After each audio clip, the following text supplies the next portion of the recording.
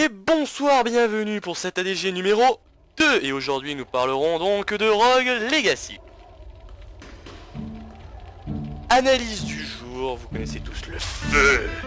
Eh bien, ça mouille.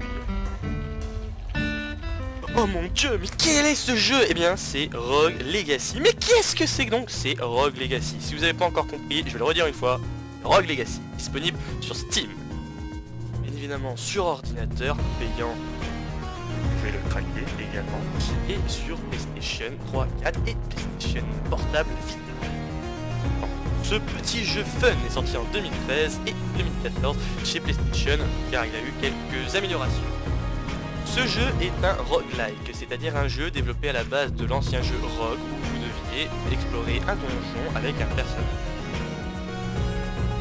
Le jeu a été développé par Cellar Door Games, un petit groupe indépendant canadien basé à Toronto. Chaque donjon que vous explorez est généré aléatoirement, c'est-à-dire qu'il y aura toujours les mêmes composants, mais toujours agencés d'une façon différente. C'est-à-dire que chaque donjon est composé donc de 4 niveaux. En premier lieu, le château, puis normalement la forêt à l'extrême droite, puis la tour à l'extrême au-dessus, quoi, bref. Et bien évidemment, il y a ensuite les ténèbres, l'enfer, niveau 4, bien évidemment, en dessous. Chaque personnage sera également géré aléatoirement, il aura donc une classe différente, des attributs, un bonus et un malus. Vous ne pourrez donc changer que son équipement et ses sorts magiques qui enchanteront donc ce fameux équipement. Que vous pouvez donc personnaliser grâce à des plans trouvés dans les donjons, un peu au petit bonheur la chance, car après tout ce jeu est entièrement basé sur l'aléatoire.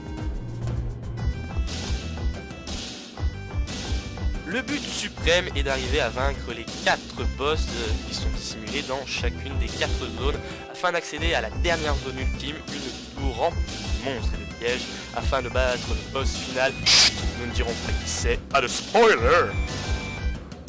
Même si chaque donjon est aléatoire, il y a toujours les mêmes zones, c'est-à-dire 2 zones bonus, il y a des coffres un peu partout, des demi-boss également qui sont cachés par-ci et par-là, des pièces sont cachées dans le moindre meuble, attention, et divers autres statuts, aides ou malus que je laisserai aux joueurs qui ont envie de découvrir et de passer des heures à s'arracher les cheveux devant tant de difficultés, car au début vous allez chier.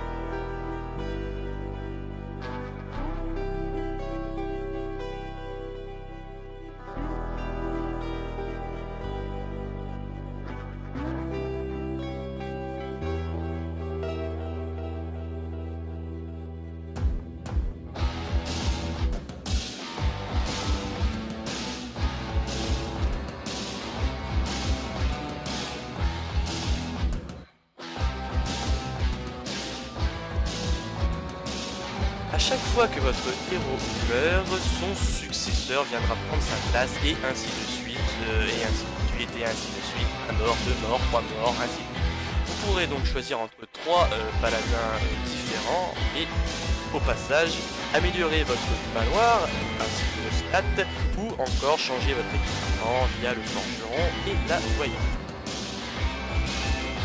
Bref, un jeu plutôt fun à jouer seul avec une légère difficulté au début mais qui peut rendre certains d'entre vous addictifs. C'était le 2e ADG, merci beaucoup et à bientôt.